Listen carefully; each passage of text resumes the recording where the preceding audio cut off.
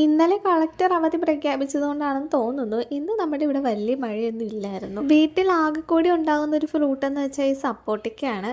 അത് ഇഷ്ടംപോലെ പിടിക്കും, പക്ഷെ മഴ വന്നു കഴിഞ്ഞാൽ എല്ലാം താഴെ കുഴിച്ചിട്ടിട്ടാണ് പോകുന്നത്. അതുകൊണ്ട് വിളഞ്ഞത് നോക്കിയില്ല, ഞാൻ പറിച്ചെടുത്തു. വീട്ടിൽ ഞാൻ വെച്ച് പിടിപ്പിച്ചിരിക്കുന്ന ചെടികളെക്കാൾ എനിക്ക് ഏറെ ഇഷ്ടം ഈ വെയിൽ സൈഡിൽ തന്നെ കിളുത്തു വന്ന ഈ ഒരു ചെടിയാണ്.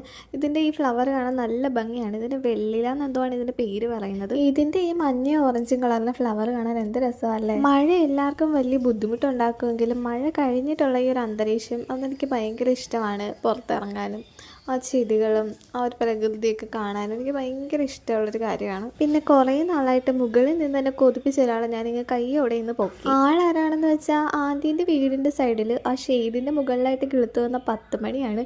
ഇത് എങ്ങനെ അവിടെ കിളുത്തു എന്നറിയത്തില്ല, പക്ഷെ ഇത് കാണാനായിട്ട് ഭയങ്കര ഭംഗിയാണ്. ഈ സുന്ദരി അവിടെ നിന്ന് ആരും ശ്രദ്ധിക്കത്തില്ല, അതുകൊണ്ടാണ് ഞാൻ ഇങ്ങോട്ട് എടുത്തത്. 10 മണീനെ മണ്ണിൽ വെച്ചുകൊണ്ടിരുന്നപ്പോഴാണ് വേറൊരാൾ എൻ്റെ ശ്രദ്ധയിൽ പെട്ടത്. തൊട്ടാവാടികളെ കണ്ട ആർക്കാണല്ലേ ഒരു തട്ട് കൊടുക്കാൻ തോന്നാത്തത്, അതുകൊണ്ട് ഞാൻ തട്ടി. അത്ര പെട്ടെന്നൊന്നും വാടുന്നവളല്ല ഈ തൊട്ടാവാടി. 2 തട്ടിയപ്പോഴാണ് ആൾ മൊത്തം വാടിയത്. പകല് റെസ്റ്റ് എടുക്കാൻ പോയ മഴ വൈകുന്നേരം ആയപ്പോൾ വരവറിയിച്ചിട്ടുണ്ട്.